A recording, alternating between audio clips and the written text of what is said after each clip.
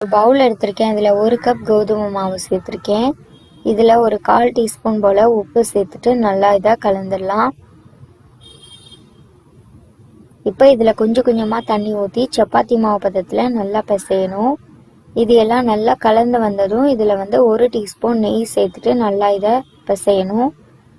கடைசியாக 1 டீஸ்பூன் நெய் சேர்த்து பிசைஞ்சோம்னா மாவு நல்லா சாஃப்டாக இருக்கும். நெய்க்கு பதிலாக நீங்கள் எண்ணெய் சேர்த்து கூட பிசையலாம். இந்த அளவுக்கு நல்ல சாஃப்டான மாவாக இருக்கணும்.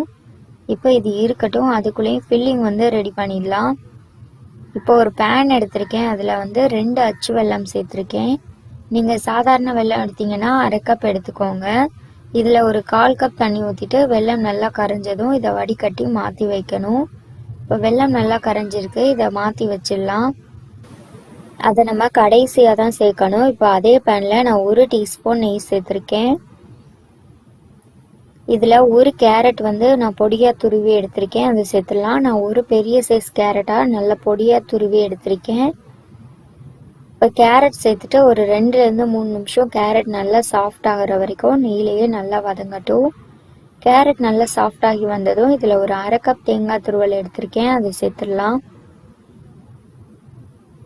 1 கப் கேரட்க்கு 1/2 கப் தேங்காய் துருவல் எடுத்தீங்கன்னா கரெக்டாக இருக்கும்.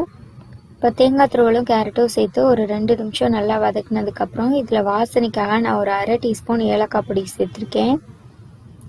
சேர்த்துட்டு நம்ம வடிகட்டி வச்ச வெள்ளைப்பாகை சேர்த்துடலாம். இப்போ வெள்ளை கரைசலை சேர்த்துட்டு இதை நல்லா கெட்டி ஆகிற வரைக்கும் நல்லா ஒரு ஹை ஃப்ளேமில் 2 நிமிஷம் நல்லா அந்த மாதிரி கலந்து விட்டால் போதும். பேனில் இருந்து நல்லா விட்டு வந்துடும். இப்போ ஒரு 2 நிமிஷம் நல்லா ஹை ஃப்ளேமில் வச்சதுக்கப்புறம் எடுத்து பார்த்தீங்கன்னா இந்த அளவுக்கு நல்லா பூரணம் மாதிரி ரெடி ஆயிரும். இப்போ ஸ்டவ் ஆஃப் பண்ணிவிட்டு இது நல்லா ஆறுனதுக்கப்புறம் ஒரு பாத்திரத்தில் மாற்றிடலாம். இப்போ ஒரு 5 நிமிஷம் நல்லா ஆறிருக்கு. ஆறுனதுக்கப்புறம் இதை சின்ன சின்ன உருண்டைகளாக அந்த மாதிரி உருட்டி ஒரு பிளேட்டில் மாற்றிடலாம். இப்போ கோதுமை மாவும் நல்லா சாஃப்டாகி வந்திருக்கு. இதையும் நம்ம சின்ன சின்ன உருண்டைகளாக உருட்டி வைக்கணும். இப்போ 7 கோதுமை மாவு உருண்டைகளும் 7 பூரணமும் ரெடியாக இருக்குது. இப்போ இதை எப்படி செய்கிறதுன்னு பார்ப்போம். கொஞ்சமாக நெய் தொட்டுட்டு இந்த மாதிரி பூரி தட்டுற மாதிரி நல்லா தின்னாக தட்டிட்டு நம்ம ரெடி பண்ணி வச்ச பூரணத்தை கரெக்டாக அந்த மாதிரி சென்டரில் வச்சு இதை நல்லா இந்த மாதிரி அழுத்தி விடணும். நம்ம பால் ஷேப்பில் வைக்கக்கூடாது, ஏன்னா நம்ம நல்ல தின்னாக ஷீட் ரெடி பண்ணியிருக்கிறதுனால. இப்போ இதை மெதுவாக அந்த மாதிரி மூடிட்டு சைடில் லைட்டாக டிசைன் கொடுக்கறதுக்காக நான் இந்த மாதிரி லைட்டாக அழுத்தி விட்டுருக்கேன்.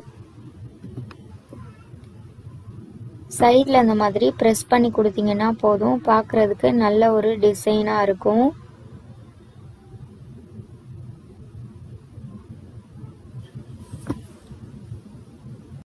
இந்த மாதிரி நம்ம அழுத்தி விட்டோம்னா பூரணம் கொஞ்சம் கூட வெளியே வராது, பார்க்குறதுக்கும் ரொம்ப அழகாக இருக்கும்.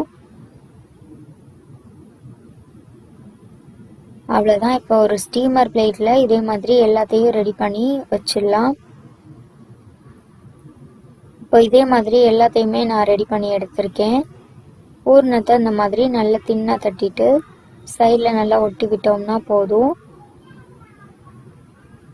இப்போ இதை ஒரு இட்லி பாத்திரத்தில் வேக வைக்கணும். ஒரு ஸ்டீமர் பிளேட்டில் நான் இந்த மாதிரி வாழையில போட்டிருக்கேன். ஃபஸ்ட்டு 4 வேக வச்சதுக்கப்புறம் அடுத்த 3 வேக வச்சுருக்கேன். நான் 2 பேட்சாக வச்சுருக்கேன். எல்லாத்தையும் மொத்தமாக வச்சோம்னா எல்லாமே ஒட்டிக்கும், அதனால ஃபஸ்ட்டு 4 நல்லா வேகட்டும்.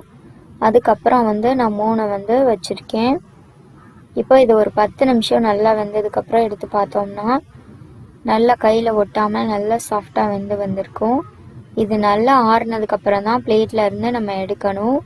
இப்போ எல்லாமே ரெடியாக இருக்குது. நல்லா ஆறுனதுக்கப்புறம் தான் நான் எடுத்து ஒரு பிளேட்டில் மாற்றிருக்கேன். சூப்பரான டேஸ்ட்டில் ஒரு சாஃப்டான ஹெல்த்தியான ஸ்நாக் ரெடி ஆகிட்டு. நான் எந்த அளவுக்கு சாஃப்டாக வந்திருக்குன்னு காட்டியிருக்கேன். நல்லா சாஃப்டாக வந்திருக்கு, சாப்பிட்றதுக்கும் ரொம்ப நல்லா இருக்கும். இந்த ஹெல்த்தியான ஸ்நாக் ரெசிபி வீடியோ உங்களுக்கு பிடிச்சிருந்ததுன்னா இந்த வீடியோவை மறக்காமல் உங்கள் ஃப்ரெண்ட்ஸ் அண்ட் ஃபேமிலியோட ஷேர் பண்ணிக்கோங்க. நம்ம கேரட் சேர்த்துருந்தாலும் கேரட்டோட எந்த ஒரு வாசனையுமே இருக்காது. நம்ம தேங்காய் துருவல் எல்லாம் சேர்த்ததுனால ரொம்பவே சூப்பராக இருக்கும். நம்ம கோதுமை மாவில் நல்ல தின்னான ஷீட்டாக ரெடி பண்ணியிருக்கிறதுனால சாப்பிட்றதுக்கு ரொம்பவே சாஃப்டாக இருக்கும். கண்டிப்பாக நான் சொன்ன இதே அளவுகளில் இந்த ஹெல்த்தியான ஸ்நாக் ரெசிபியாக நீங்களும் வீட்டில் ட்ரை பண்ணி பாருங்கள். ட்ரை பண்ணி பார்த்துட்டு உங்களுக்கு எப்படி வந்ததுங்கிறத கமெண்ட் பாக்ஸில் கண்டிப்பாக சொல்லுங்கள். 1 கப் கோதுமை மாவில் 7 ஸ்நாக் வந்து நமக்கு கிடைக்கும். சாப்பிட்றதுக்கும் ரொம்பவே நல்லா இருக்கும். கண்டிப்பாக எல்லாருமே ட்ரை